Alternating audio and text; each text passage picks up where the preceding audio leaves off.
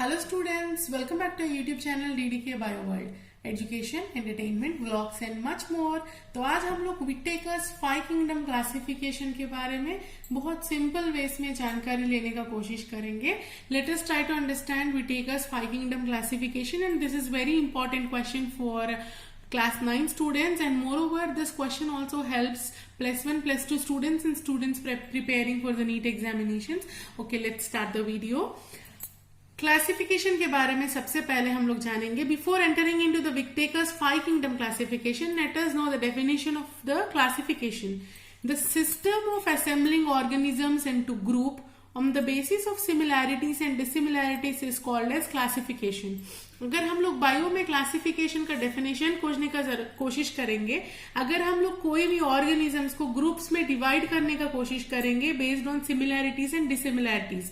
For examples, हम लोग cats को अलग ग्रुप में डालते हैं और डॉग्स को अलग ग्रुप में डालते हैं, बर्ड्स को भी अलग ग्रुप में डालते हैं, और उन लोग के बीच में सिमिलैरिटीज भी और डिसिमिलैरिटीज सब चीज हम लोग आइडेंटिफाई कर सकते हैं. तो उस सिस्टम को हम लोग क्लासिफिकेशन बोलते हैं.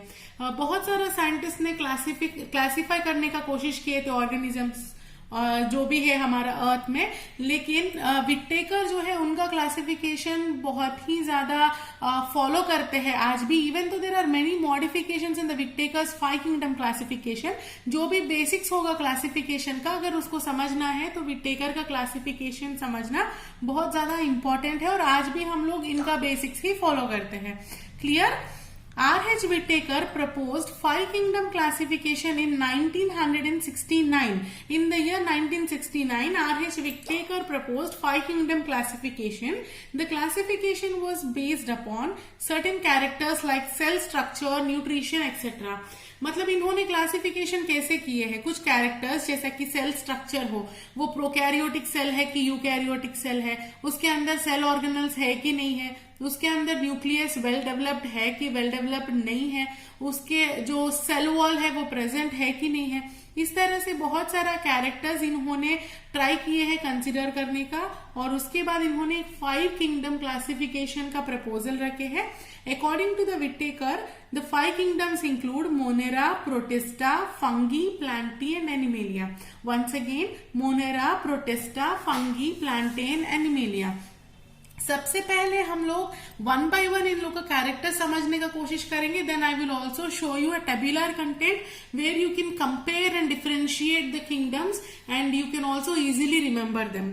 ओके, सबसे पहले हम लोग मोनेरेंस के बारे में देखते हैं. आपको इतना याद रखना होगा, मोनेरा हम लोग सबसे स्टार्टिंग में लिख रहे हैं, तो इसका मतलब हो सकता है कि ये सबसे प्रिमिटिव ऑर्गेनिजम्स हो. तो नो डिफाइंड न्यूक्लियस और ऑर्गेनल्स आर प्रेजेंट, यानी यहाँ पर कोई न्यूक्लियस या डिफाइंड ऑर्गेनल्स नहीं रहेगा सेल में, यानी इसका मतलब है these are unicellular organisms. When I am saying these are unicellular organisms, they are prokaryotes. Prokaryote मतलब प्रिमिटिव ऑर्गेनिजम्स. जैसा कि हम लोग बैक्टीरिया देखते हैं, उस तरह से ये प्रिमिटिव ऑर्गेनिजम्स है जो एवोल्यूशन का स्टार्टिंग में आया होगा. हम लोग कह रहे हैं कि यूनिसेल्युलर है, तो मोस्टली ये प्रोकैरियोट्स ही है. मतलब अगर हम ये कैरेक्टर्स देखेंगे तो हम लोग कंफर्म कर सकते हैं कि ये ऑर्गेनिज्म प्रोकैरियोट्स है. Some of them have nucleus while some do not. हम बोल रहे हैं कि no defined nucleus. Defined nucleus का मतलब होता है nucleus surrounded by the nuclear membranes, यानी वेल डेवलप्ड न्यूक्लियस नहीं रहेगा, बट किसी में न्यूक्लियस रहता है और किसी में न्यूक्लियस नहीं रहेगा. अगर न्यूक्लियस रहेगा तो भी वो वेल डेवलप्ड न्यूक्लियस नहीं रहेगा और न्यूक्लियर मेम्ब्रेन्स नहीं रहेगा. Some of them have cell walls while some do not, यानी कोई कोई ऑर्गेनिजम्स यानी कोई कोई मोनेरेंस सेल वॉल से कवर्ड रहते हैं और किसी किसी में सेल वॉल्स नहीं भी रहता है. Again, what is a cell wall? Cell wall is nothing but harder covering present outside और covering the cell which will protect the cell from the outer environment. ठीक है. एंड मे बी ऑटोट्रॉफिक और heterotrophic. अगर इन लोग का mode of nutrition का बात करेंगे, ये लोग अपना खुद का फूड को मैन्युफैक्चर कर सकते हैं. दे माइट बी ऑटोट्रॉफिक और they might be heterotrophic too, यानी इसमें दोनों ऑर्गेनिजम्स रहते हैं. For example bacteria, cyanobacteria etcetera. Cyanobacteria को हम लोग ब्लू ग्रीन ऑलगे भी बोल सकते हैं. Okay, next, protista. What are these protistans? They are also unicellular. Monerans are also unicellular, but they are prokaryotic. But here unicellular and eukaryotic organisms यानी प्रोटिस्टेंस unicellular और eukaryotic organisms हैं. सम ऑफ दीज यूज सीलिया और flagella for locomotion. What is locomotion? Movement. अगर हम लोग का locomotory organelles के बारे में क्वेश्चन करेंगे तो आंसर होगा लेग्स, यानी human beings move with legs. So in the same way here protistans are the organisms which use cilia और फ्लैजेला फॉर द लोकोमोशन यानी मूवमेंट के लिए. फ्लैजेला क्या है? It is a thread like structure. अगर कोई bacterial cell है for example, एक साइड से उसका एक्सटेंशन होगा. Let me try to show you. अगर if suppose this is a bacterial cell, if suppose from any edge or from anywhere of this bacterial cell, if there is a thread-like structure which is extending or protruding out of the cell, this is called flagella, which will help in the movements of this organism. Whereas what is cilia? If suppose there are small hair-like structures covering any microorganism or any protista or any other organism, these are called cilia. ये thread-like structure है, ये hair-like structures है. Fine. They are helpful in locomotion. They are autotrophic और heterotrophic. That means ये organisms भी खुद अपना food को मैन्युफैक्चर कर सकते हैं और ये ग्रुप में कुछ organisms जो है वो heterotrophic भी है, यानी दूसरा organisms के ऊपर अपना फूड रिक्वायरमेंट्स को पूरा करने के लिए डिपेंड होगा. Nuclear membrane is present. When we are saying these are eukaryotic organisms, that means इसमें सेल ऑर्गेनल्स भी रह सकता है, यानी अगर मोनेरा से कंपेयर किए तो प्रोटिस्टा में सेल ऑर्गेनल्स भी रह सकता है. और साथ ही साथ न्यूक्लियर मेम्ब्रेन जो है वो वेल डेवलप्ड होगा, यानी न्यूक्लियर मेम्ब्रेन का मतलब है न्यूक्लियस के ऊपर जो मेम्ब्रेन्स या एनवेलप, न्यूक्लियर एनवेलप बोलते हैं, वो भी इसमें प्रेजेंट रहेगा, यानी न्यूक्लियस वेल डेवलप्ड रहेगा. Examples include algae, diatoms, protozoans, etc. Next, move to fungi. These are heterotrophic and eukaryotic organisms. These fungi are generally not autotrophic, they are heterotrophic, and these are also eukaryotic organisms. And generally fungi are not unicellular, most of them are multicellular organisms. Some of them are saprophytes. What is the meaning of saprophyte? अगर कोई भी organism अगर dead और decaying material के ऊपर feed करता हो उसको saprophyte बोलते हैं.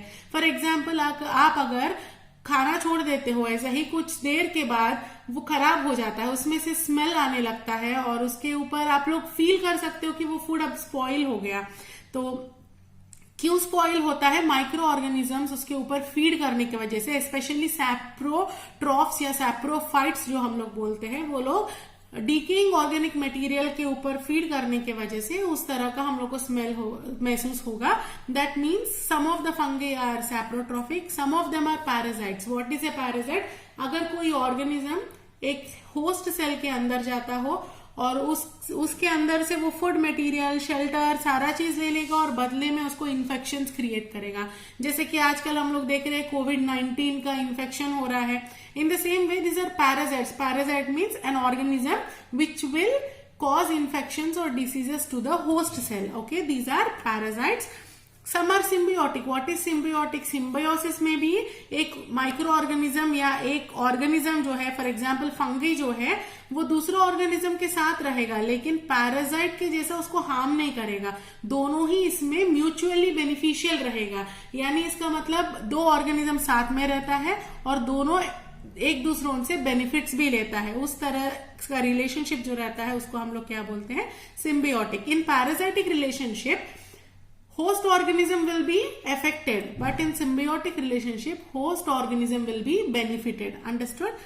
Many of them have capacity to become multicellular and certain stages of their life. That means ये लोग हम लोग बोले कि they are eukaryotic and heterotrophic, so these might be multicellular organisms, right? So कुछ fungi शुरुआत का stages में यूनिसेल्युलर रह सकता है और जैसे जैसे उन लोग को ग्रोथ और डेवलपमेंट होते रहेगा वो लोग मल्टीसेल्युलर में टर्न भी हो जाएगा. अंडरस्टूड? हम लोग बार बार मोस्ट ऑफ द ऑर्गेनिजम्स इसीलिए बोल रहे हैं कि there are few exceptions even in this case too. That means most of them are multicellular, or if they are unicellular, in that unicellular organisms also most of them will become multicellular at certain stages of their lives. They have cell walls made up of tough complex sugar called chitin. यानी इन लोगों का जो cell है वो cell wall से covered रहेगा, और वो सेल वॉल किससे मेड अप रहेगा? काइटिन से। Again what is chitin? It is nothing but it is a complex sugar और complex carbohydrate. Okay, examples include Saccharomyces and Penicillium. Let's move on to Plantae. Plantae and Animalia हम लोगों के लिए बहुत familiar groups है, जहाँ पे हम लोग पर डे हम लोग ऑब्जर्व करते रहते हैं। They are multicellular obviously and they are eukaryotic. Plants में हम लोग को जनरली यूनिसेल्युलर ऑर्गेनिजम्स दिखते नहीं है, so they are multicellular and they are also eukaryotic organisms. That means they are evolved. Pro मतलब प्रिमिटिव, व्यू मतलब evolved. They have cell walls and generally these cell walls are made up of a material called cellulose. Okay, again cellulose chitin जैसा ही एक tough harder material है या harder carbo substance है। They are autotrophs and use chlorophyll for photosynthesis. ये आप लोग सबको पता है, plants will prepare their own food material by a process called photosynthesis using light and again chlorophyll and the Okay, next let's move on to Animalia. Animalia are multicellular and eukaryotic organisms. Like plants, they are also multicellular and eukaryotic. They do not have cell walls. No plants will have cell wall and plasma membrane would be their outermost covering. They are heterotrophic. ये अपने food material को खुद manufacture नहीं कर सकते हैं, so they are heterotrophic. They have organized nuclear structures and obviously हम लोग भी यूकैरियोट्स में ही आते हैं, इसीलिए हम लोग एनिमेलिया में ही एक मेंबर्स है, यानी हायर एनिमल्स है हम लोग भी। तो हम लोगों का न्यूक्लियर ऑर्गेनाइजेशन जो है वो बहुत कॉम्प्लेक्स रहेगा और बहुत ही ज्यादा अरेंज्ड रहेगा। Okay, now let us understand what are the drawbacks of Whittaker's five kingdom classification. Before understanding this, let us see the comparison table. अगर आप लोग ये टेबल को याद रखेंगे तो आप लोग अच्छे से ये सारा ग्रुप्स का कैरेक्टर्स को डिफरेंशिएट कर पाएंगे, यानी विटेकर के हिसाब से जो भी क्लासिफिकेशन है उसको आसानी से ये टेबुलर फॉर्म में आप लोग इजीली याद रख पाएंगे। ओके, आप लोग इसको नोट्स में भी यूज कर सकते हैं, और अगर एग्जाम के टाइम पे अगर आप लोग को आंसर लिखने का टाइम भी नहीं है, अगर ये टेबुलर फॉर्म में रिप्रेजेंट भी करेंगे तो सबको आसानी से मार्क्स भी मिल जाएगा। Okay, so Monera, Protista, fungi, Plantae and Animalia. When we see the cell type, Monerans are prokaryotic, Protistans are eukaryotic, fungi are eukaryotic, Plantae are eukaryotic and Animalia are also eukaryotic. यानी अगर हम cell type का consider करेंगे, only monerans are generally prokaryotic organisms. Okay, यानी primitive organisms, rest all are eukaryotic organisms. Okay, when we see cellular organization, that means whether they are unicellular or multicellular. Monerans are unicellular, protistans are also unicellular, fungi might be unicellular or multicellular. Even though unicellular हम लोग बोले थे कि few stages of their life cycle में वो लोग multicellular भी बन जाएगा। Plantae are multicellular and Animalia are also multicellular. That means Monerans, protistans are completely unicellular, Plantae and Animalia are completely multicellular and fungi might be unicellular or multicellular. While coming to the nuclear membrane, what is nuclear membrane again? The membrane surrounding the nucleus or nuclear envelope, उसको हम लोग nuclear membrane बोलते हैं. In Monerans it is absent. Why? Because it is prokaryotic. कोई भी prokaryote में nuclear membrane नहीं रहेगा. In Protistans it is present. Fungi, Plantae and Animalia, in all the three it is, in all the four it is present. Okay. While coming to type of nutrition or mode of nutrition, Monerans might be autotrophic or heterotrophic. Protistans may also be autotrophic or heterotrophic. While coming to fungi, they are completely heterotrophic. Plantae are autotrophic and Animalia are heterotrophic. While coming to cell wall, it is mostly present in Monerans. Cell wall is mostly present in Monerans, but even though it is also absent in few of the Monerans. That means it might be present or might not be present. While coming to Protistans, here also it might be present or might not be present. In fungi, it is present, mostly present, and if it is present, it is made up of a substance called chitin. In Plantae, it is present and it is made up of a substance called cellulose, while in animals, it is completely absent. While coming to motility, whether they are motile or non-motile, that means even whether they can move or not move. Here Monerans, they might be motile or they might be non-motile, यानी ये लोग move कर भी सकते हैं, move नहीं भी कर सकते हैं. Okay, while coming to Protistans, they are mostly motile but few are non-motile, यानी most of the protistans are motile, they can move, and few are non-motile. In fungi they are mostly non-motile. Okay, आप लोग mushrooms को याद कर सकते हो अगर fungi का characters लिखना हो तो they are mostly non-motile. Plantae are non-motile, हम लोग कोई भी plant को move करते हुए देखते नहीं है. And while coming to Animalia, they are completely motile. Well, coming to cell organelles, what are cell organelles? The structures present inside the cell. जो भी cell के अंदर सेल्यूलर पार्ट्स जो रहेगा, जैसे हम लोग के अंदर जैसे ऑर्गन्स है वैसे सेल के अंदर जो पार्ट्स रहेगा उसको क्या बोलते हैं? सेल ऑर्गेनल्स बोलते हैं. In monerans cell organelles are not present. कोई भी प्रोकैरियोटिक ऑर्गेनिज्म में सेल ऑर्गेनल्स नहीं रहेगा और न्यूक्लियर मेम्ब्रेन्स या वेल डेवलप्ड न्यूक्लियस वो भी नहीं रहेगा. Monerans cell organelles are not present. In protistans cell organelles are present. Why? Because they are eukaryotic and rest all organisms are eukaryotic. So cell organelles are present in all the organisms. While in Plantae and Animalia, these structures are very well developed and evolved.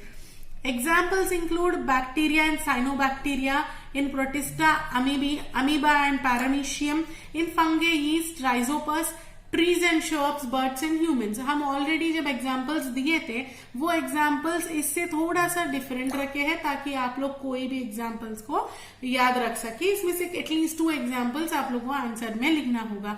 I hope आप लोग को ये tabular content समझ में आया होगा. इसमें अगर कोई डाउट्स होगा तो आप लोग कमेंट करके हमसे पूछ सकते हैं. Now let us fastly know what are the drawbacks of this kingdom, यानी इनमें क्या ड्रॉबैक्स है जिसको हम लोग को रेक्टिफाई करने का जरूरत पड़ा, और इसके बाद बाकी जो आजकल हम लोग जो modern system of classification follow करते हैं वो क्यों आया है, और ये मतलब इनका क्या पॉइंट्स है जो लैक कर रहा है वो जल्दी जल्दी समझेंगे. It puts unicellular algae in kingdom Protista but multicellular algae in kingdom Plantae. While coming to algae are a group of organisms which might be unicellular or multicellular, यानी algae में भी दोनों तरह का algae रह सकता है.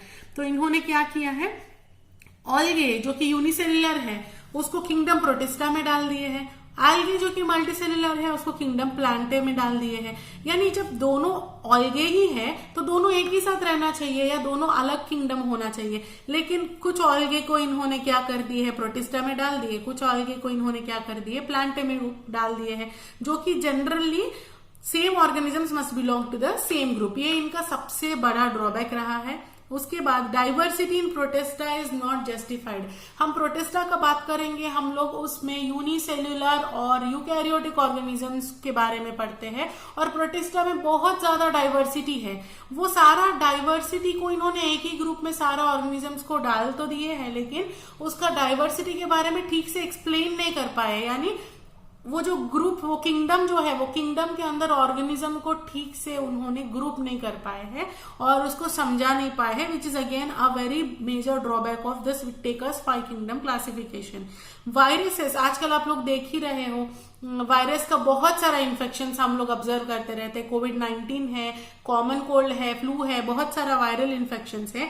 These viruses are not included in this classification at all. हम लोग अभी विटेकर का 5 किंगडम क्लासिफिकेशन पढ़े हैं और कहीं भी वायरसेस के बारे में कोई भी डिस्कशन नहीं था. That means viruses are excluded from this classification, which is again a major drawback of this Whittaker's 5 kingdom classification. Okay, so hope आप लोग सबको विटेकर्स 5 किंगडम क्लासिफिकेशन में समझ में आया होगा. Hope you like this video and understood the video. आप लोग इसको यूज करते हुए नोट्स भी बना सकते हैं. अगर कोई डाउट्स होगा तो please comment, like, comment, share and subscribe to DDK Bio World. Thank you. Happy studies.